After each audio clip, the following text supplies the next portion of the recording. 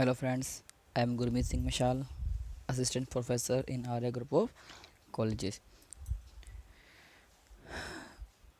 हम last lecture में जैसे बताया था कि हम डिज़ाइन और मशीन एलिमेंट सब्जेक्ट पढ़ रहे थे।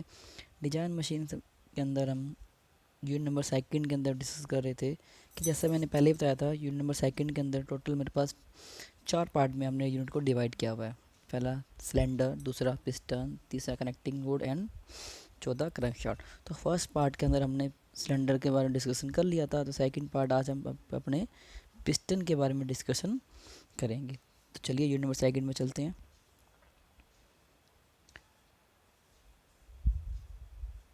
ठीक है, तो ये आपके सामने एक पिस्टन का एक डायग्राम नज़र आ रहा है। ठीक है, तो पिस्टन एक्चुअली में है क्या है, आपके सामने एक डेफिनेशन आ रही है। The main function piston of an internal combustion engine to receive impulse from the expanding gas and to transmit the energy to the crankshaft through the connecting rod। ठीक है ना, ये आपके बड़े पिस्टन की एक सिंपल सी डेफिनेशन थी। अब आपके सामने बड़े पिस्टन के जनरली जो पिस्टन के पार्ट्स आ रहे हैं वो आपके सामने है कि हेड है, पिस्टन रिंग है, पिस्टन स्कर्ट है, पिस्टन पिन है, पिस्टन बैरल है। तो आपको ये पार्ट्स समझने बहुत ज़रूरी है कि कौन सा पार्ट कहाँ पर आ रहा है और क्या है। तो ऊपर का आपका जो टॉप हिस्सा आपका आ रहा है, एक मिनट, तो ये आपका क्या हो गया, पिस्टन का हेड हो गया। ये आपकी ये पिस्टन की रिंग्स हो जाएगी। ठीक है, और ये पिस्टन रिंग के नीचे वाला हिस्सा जो होगा वो पिस्टन स्कर्ट कहलाएगा। ठीक है ना, और पिस्टन हेड से नीचे वाला हिस्सा जो भी होगा ये आपका क्या कहलाएगा, पिस्टन बैरल। ये आपके हिस्से याद रखने वाले बहुत ज़्यादा ज़रूरी है कि आपके 4 हिस्से जो 5 हिस्से जो आपके पिस्टन के आ रहे हैं। तो अपन आगे डिस्कशन करें, अपने चलते हैं कि पिस्टन को जब भी डिज़ाइन करेंगे तो आपके पास बड़ा कुछ आपके पास डिज़ाइन कंसिडरेशन होनी चाहिए कि नमके पिस्टन इतना होना चाहिए कि प्रेशर को सहन कर सके। ठीक है, कि उसका मिनिमम मास होना चाहिए इनर्शिया फोर्स करने के लिए। इफेक्टिव गैस जो भी आप जो सीलिंग कर रहे हो कि ऐसा नहीं है कि पिस्टन कर रहा है उसके अंदर जो सीलिंग हो कि उसका प्रेशर लीक हो जाए। तो ये कुछ डिज़ाइन कंसिडरेशन है पिस्टन को डिज़ाइन करते वक्त। तो सबसे पहले अपने बात करेंगे पिस्टन हेड के बारे में। ठीक है, तो पहले पिस्टन हेड जनरली आपका होगा इसको अपने, ठीक है, इसकी कुछ खासियत होंगी कि जैसे ये शेड हेड के strength to withstand straining against due to, कि पिस्टन के ऊपर ही यहाँ पे क्या होगा, मेन आपका एक्सप्लोशन होगा। तो इसके जब भी आप डिज़ाइन करोगे तो आपके यहाँ पे मेन होना चाहिए कि पिस्टन एटलीस्ट वहाँ पे टिके आपका। ऐसा नहीं कि जैसे अंदर कंबशन हो और आपका पिस्टन वहाँ से ब्रेक हो जाए। सेकंड पार्ट के अंदर क्या है कि एक तो प्रेशर होगा, सेकंड पार्ट के अंदर क्या होगा, वहाँ पे इतनी ज़्यादा हीट होगी। तो ये नहीं, आपका जो पिस्टन का हेड है वो 2 जगह पे टिकना चाहिए, एक आपका प्रेशर की टर्म में, दूसरा आपका हीट की टर्म में। ठीक है ना, तो पहले अपने बात करेंगे प्रेशर के बारे में बात करेंगे। तो प्रेशर के बारे में बात करेंगे तो मेरे पास बेटा क्या आ गया, टी एच, यानी थिकनेस ऑफ पिस्टन हेड के बारे में बात करेंगे। तो फॉर्मूला जनरली आ रहा है under 3 P D square upon 16 T. यहाँ पे आपकी टेंसाइल स्ट्रेंथ होगी जो मेटल पे डायरेक्टली डिपेंड करेगी। पी आपका क्या होगा, मैक्सिमम गैस प्रेशर हो गया। डी आपका क्या होगा, बोर डायमीटर हो गया, जो हम लास्ट लेक्चर के अंदर अपने इजीली निकाल चुके हैं। जब सेकंड स्टेप की बात करेंगे कि जब आपका पिस्टन हीट के अंदर बात करेगा, किसके अंदर, हीट के अंदर, तो हीट के अंदर आपके पास T H equals to, T H मतलब thickness of piston head equals to H upon 12.56। अब यहाँ पे एच क्या है, H heat flowing through the piston. ठीक है, कि आपका क्या हो गया, हीट कंडक्टिविटी हो गया। टी सी आपके पास हो गया टेम्परेचर इन, एक तो सेंटर हो गया और एक आपका, अगर ये आपके पिस्टन का हेड हो गया दैट मीन्स एक आपका एज हो गया और एक आपकी क्या होगी, सेंटर होगी। तो टी सी और टी सी मतलब सेंटर के अंदर, टी मतलब आपकी एज के अंदर, ये लिखा रहा है टी सी और टी। ठीक है ना, अब इसके अंदर कुछ वैल्यूज़ दी होती है कि temperature difference T C minus T may be taken 220 वो cast iron and 75 degree for aluminium. ये कुछ लिमिटेशंस आपके दे रखी हैं।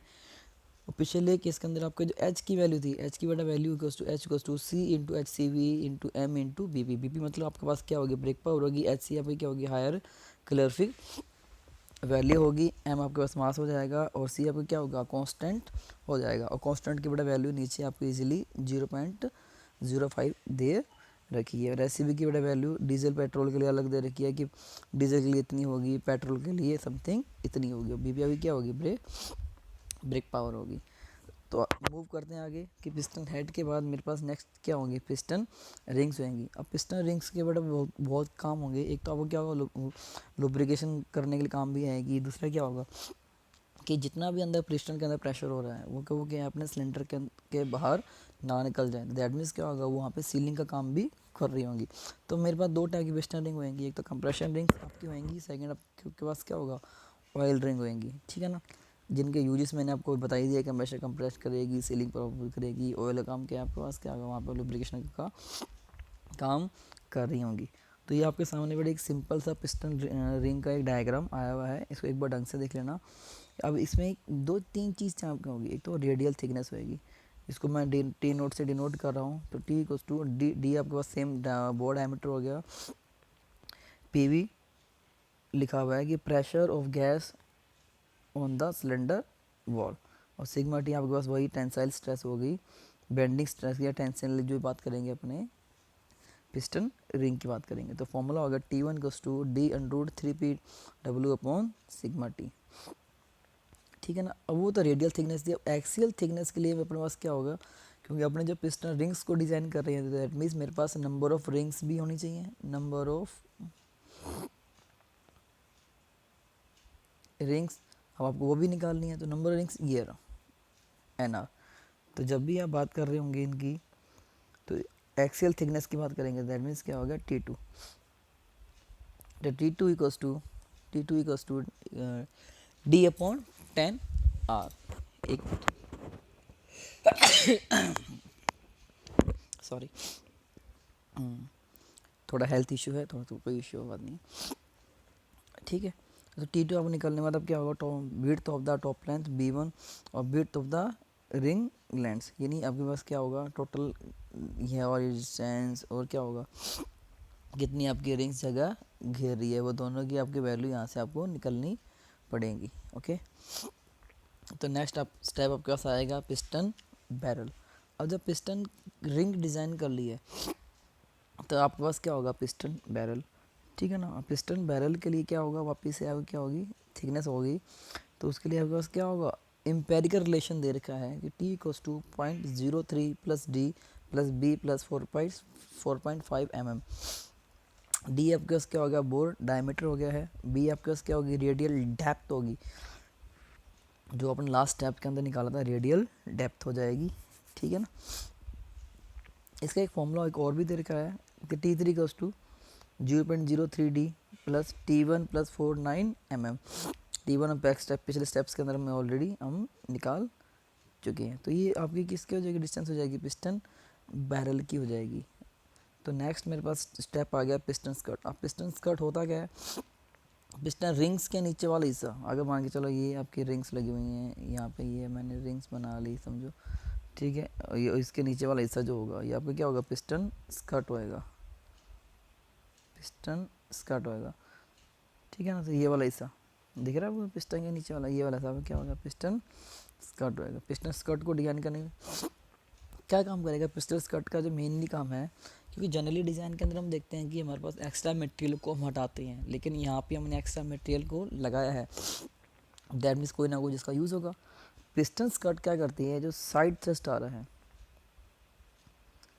ठीक है ना, इसको बेयर करने का काम करती है, कि जो आपका साइड से थ्रस्ट आ रहा हो आपका, इसको बेयर करने का काम करती है। हालांकि ये बहुत कम होता है, कि जनरली क्या लिखा 1/10 के समथिंग होगा, कि जितना वो गैस प्रेशर लग रहा होगा तो उसका क्या होगा 10वें हिस्से के आसपास ये होगा। जैसा इसमें आपने लिखा हुआ है side thrust to R equals to usually taken as 1/10 of the maximum gas load on the piston unit.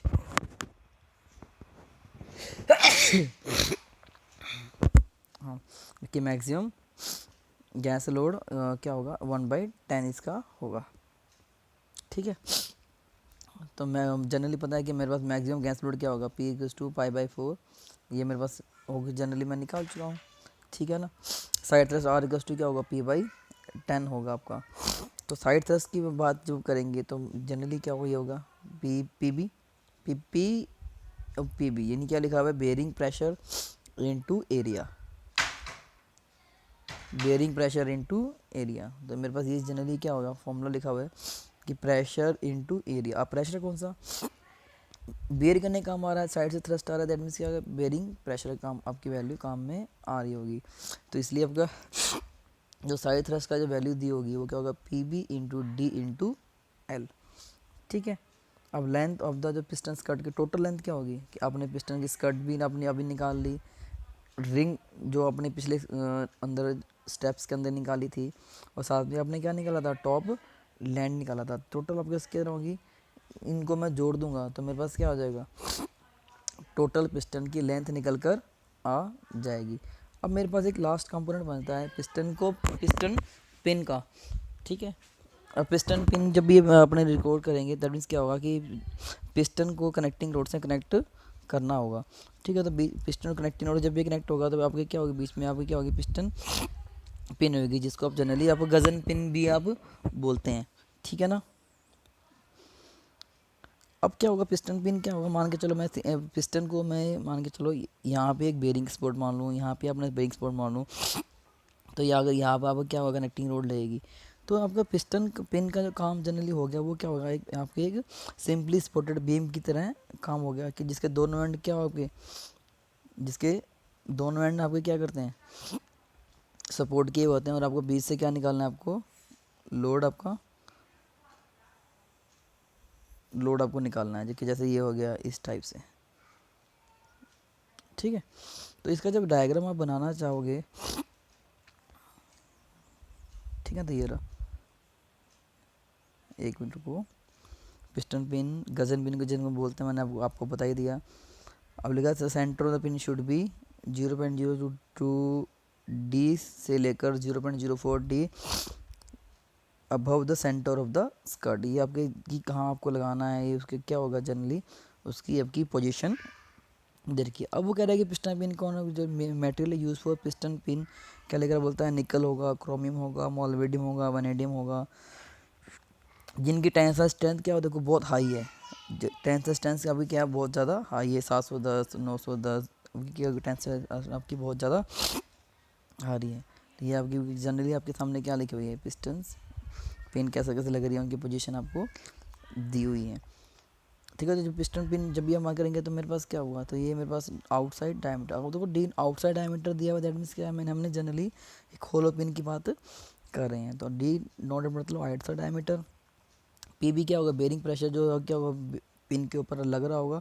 जब भी मैंने आपको बोला कि जब भी कोई चीज़ आपकी क्या होगी, रबिंग के अंदर आएगी और लोड को ट्रांसफ़र करेगी, रबी के अंदर लोड को ट्रांसफ़र करेगी, तो हमेशा यहाँ पे क्या होगा, पी बी, यानी आपका क्या होगा, बेरिंग प्रेशर की टर्म आपके काम में आएगी। तो यहाँ भी क्या होगा, पिस्टन पिन रबिंग के साथ साथ लोड को ट्रांसफ़र भी करती हुई आ रही है, तो इसलिए जो टर्म यूज़ करेंगे वो हम क्या करेंगे, पी बी करेंगे। तो दैट मीन्स क्या, वही चीज़ देखो क्या लिखा हुआ है, bearing pressure into bearing area, bearing pressure into bearing area. तो बेरिंग प्रेशर ये हो गया रबी के अंदर, और बेरिंग एरिया मतलब क्या होगा, डी नोट डायमीटर कितना होगा और कितनी उसकी लेंथ होगी, ये तो होगा ना, क्या होगा, आप सिलेंडर की तरह काम करेगा ना, ये आपके पास क्या एल होगी, ये आपके पास क्या होगी, डी नोट होगी, तो ये डी नोट इंटू एल हो गया। ठीक है ना। और टोटल कितनी होगी आपके पास, देखो एल टोटल पिस्टन पिन में भी चेक बेंडिंग। अब क्या लिखा हुआ, जनरली आपके पास क्या होगा, देखो जो पिस्टन पिन की जो स्ट्रक्चर बनती है वो आपकी इस डायरेक्शन में बनेगी आपकी। ठीक है ना। तो ये टोटल आपके पास क्या होगा, तो ये वाला जो फॉर्मूला दिया हुआ है ये आप इस डायरेक्शन से आपका निकल कर आ रहा होगा कि इस डायरेक्शन में बनेगी। तो टोटल मेरे पास ये लेंथ होगी पिन की, अगर ये एल होगी तो ये बार क्या हो गया, एल बाई, ये आपका हो जाएगा एल बाई 4, ये वाला ऐसा आपका क्या हो जाएगा, एल बाई 2। ठीक है ना। तो इस डायरेक्शन को जब भी अपन यूज़ करेंगे तो मेरे पास क्या हो जाएगा, एक बेंडिंग मोमेंट निकल कर आ जाएगा। अगर मैं इसको सेंटर से मान लूँ यूँ, ठीक है ना, इसको आप ऐसा समझो, इसको आप ऐसा समझो, ये अगर ये मैं इस पिन को मैंने आधा तोड़ लिया तो मेरे पास क्या होगा, ये यूँ और ये यूँ। ठीक है। आधा की बात करेंगे तो ये यूँ, तो ये मेरे पास कितना हो गया, एल बाई 4, ये मेरे पास कितना हो गया, एल बाई 4। ठीक है। तो मेरे पास अब जब बात अपने होगी होलो पिन की बात करेंगे तो जनरली जेड क्या होता है अपने पास, Z equals to pi by 32 D naught minus D I. अगर होलो पिन की बात करेंगे तो डी नोट आउटसाइड डायमीटर और डी आपका क्या होगा, इनसाइड डायमीटर अपॉन डी। और सबको पता है कि sigma sigma equals to M by Z. तो जेड आपको मैंने अभी निकालना बता ही दिया है, और एम क्या लिखा है, बेंडिंग मोमेंट। बेंडिंग मोमेंट किससे निकालोगे, अभी आपको मैंने डायग्राम बताया था, इस वाले डायग्राम से आप क्या निकालोगे, बेंडिंग मोमेंट। तो ठीक है, ये अलग इस डायग्राम से सॉल्व करेंगे तो मेरे पास क्या होगा, एम निकल कर आएगा और जेड की वैल्यू यहाँ से दे रखी है। तो पिस्टन पिन के लिए